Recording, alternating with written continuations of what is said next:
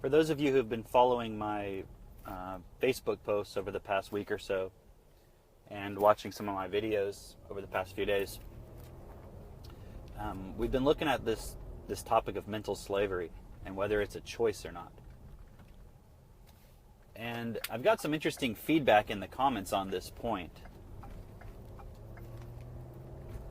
There's people who say, yes, you have a choice.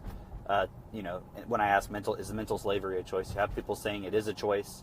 You have some people saying it's not a choice. Actually, I don't know if I had anyone saying that.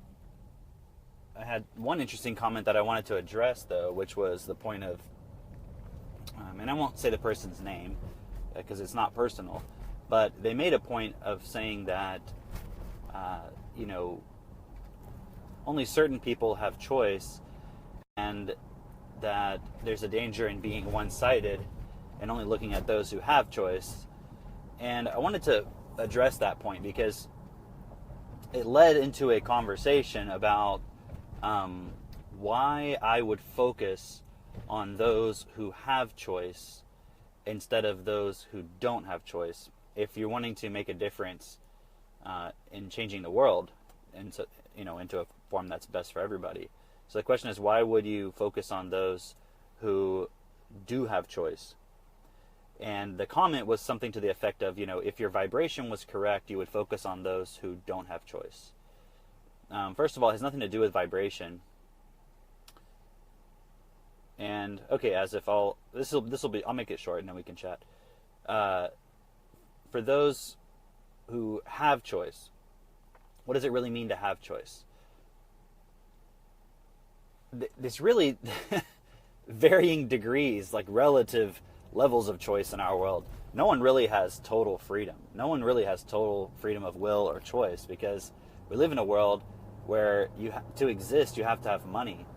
And even if you have, let's say, an abundance of money, or you don't have to think about it, the fact is everyone else in the world does. And so your world is going to be limited because you have a lot of people who are basically totally stressed out in survival mode, and you spend a lot of your time finding ways to either control those people through physical or psychological means, or basically trying to suppress people and protect your own wealth and position. So no one's really free in our current system. But the degree of freedom, whether you experience extreme stress due to having to fight for your daily survival versus just maintaining a position, there is a difference between living with wealth versus living without money in this world. Anyone who is suggesting that, everyone has the same exact problems, there's a little bit of dishonesty there, because there is a difference. That being said, yes, no one has choice. No one has total freedom of choice, for the reason I just explained. So then the question is, okay, why is it important if we want to make a difference in the world? We know that we have a system that, for the majority of people, there has to be a constant focus of time and energy on just basically making enough money to survive. And there's very few people in this world, but they do exist, where they don't really have to focus on that primarily. And then that's due to the way the system is structured. So why would we focus on people who are in a relative position of choice rather than those who aren't? Because it's for the simple matter of, the only way to support all of those who really effectively have zero choice in this world due to their financial position, their environment, where they're born, their genetics, etc. The only way to really support all of them is a change in the system. Only a system can do that. You as an individual can't support millions of people. You can't even support millions of people to change, much less to get their basic necessities and what they need to live. Only a system can do that. So to say that, your vibration is in the wrong place because one's not focusing on helping the 99%, let's say, change, but yet at the same time admitting that the 99% do not really have any real choice in this world, is self-dishonest, is intellectually dishonest as well. It doesn't make logical sense. The only thing that's going to change things for the vast majority of people is a system. A change in the system. A system that's best. We just don't have a system that's best. I mean, look at it. Only a system can reach into everyone's lives. So it's just the starting point of the system that needs to be changed. But how is that going to change if the people who, in general, stand in the positions that where changes could be made to the system that would then affect everyone, those people generally are not willing to change the system because it protects their position, their unique position of comfort and wealth or power or whatever it is.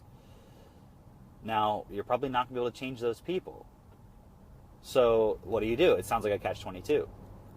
Well, of course, you start with yourself.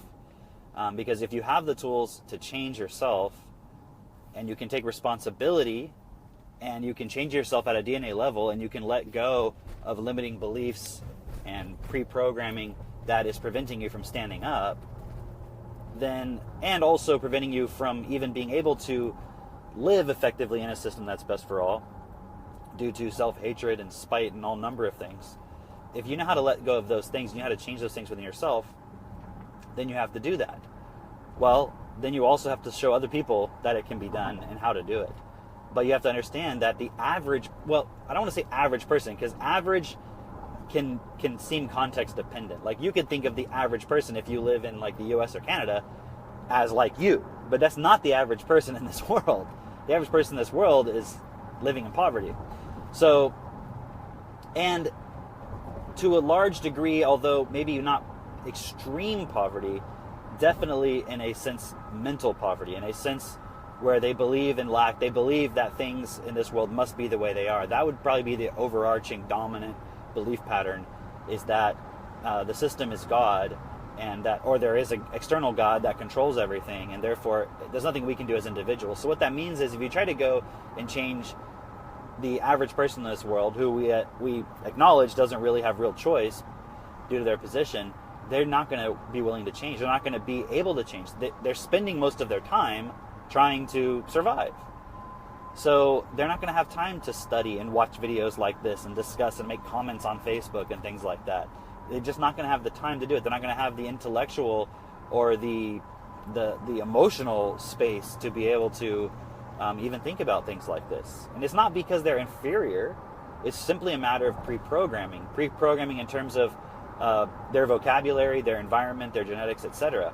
But at the end of the day, we're all fundamentally equal. So if I can understand these things, then anyone can. But that doesn't mean that anyone can do it right now, because I'm in a position where I have the space to be, and the time to be able to consider these things. So what is most, I was going to say disheartening, although it's not really disheartening, because it doesn't bother me, because it's just a matter of numbers. But it can seem disheartening that those who are in positions like myself, who have this time and freedom to look at these points, would then still make these errors and think that, oh, I have to go save everybody else. I have to go save the poor people. And it's like, only a system can do that. So you have to let go of your savior complex. You have to realize you can only save yourself, and then you can support others who are wanting to save themselves, or who are in a position where they're even considering it. I mean, think about it. If the average person thinks that there is such a thing as a savior, or they believe everything is just random and it's all just, it's just random, like evolution, there's no personal choice within the whole point. If you're trying to talk to people like that, you're trying to tell them to save themselves, they're not going to process it, because they're not going to think that they have the ability to forgive themselves, because they've given that power away to something external. I just had a comment this morning on one of my previous videos where the person said something to the effect of, everything you're saying made sense until you started saying that we are all collectively God, because God exists externally from us. It's a being apart from everything else. It's like, how can you have something that's apart from every other thing? It doesn't even make logical sense. But if you believe something like that at a very subtle, fundamental level, it means you're not going to take full responsibility, and you're not going to expect others to take full responsibility. And so you will limit yourself, and you'll allow weakness in yourself, and you'll allow weakness in others, and the system won't change. Because you won't stand up and do what is required. You will make excuses. This is what we're all susceptible to. So we have to remove that limiting belief that, one, changing the world by getting everyone to take self-responsibility is idealistic. It's not. It's only idealistic if you look at it incorrectly, if you make errors in your processing. Because if you think you have to go and save everybody right now, well, obviously it doesn't make any sense. Just like the education system, the health system, healthcare system, whatever you want to call it, all those systems need to be changed, and when those things change, it'll be better for the average person. But who is going to make those changes? That's what you have to look at right now. Who is going to make those changes to the system? Because if you're watching this video, then it should be you. It should not just you only, but all of us who are in positions to be able to process these types of things, to consider these things. But you are now in a position where you're aware of the problem, you're aware that you can take responsibility for it, and yet you're still a slave to your own beliefs. So how do you do that? You have to know how to delete them. You have to know how to restructure your total ability to process information, so you're not susceptible to suggestion in the same way as you were before, because it was through suggestion that these false or erroneous or ineffective or unacceptable beliefs were placed into you and accepted by you in the first place. If you could process information effectively, you wouldn't accept things that are basically stupid. Like, there's a God that exists apart from me. That's a stupid belief. It doesn't make any sense. There's no evidence of it. If there was evidence of it, if you believe that, and then you believe, therefore, things are going to work out, it's like, where's the evidence of that? Look at the world. Why are we even having this conversation? And if you believe that, then just fuck off. Why are you even watching my videos? Like, what's the point? Why even comment? Are you going to do something about it or not? If not, go away.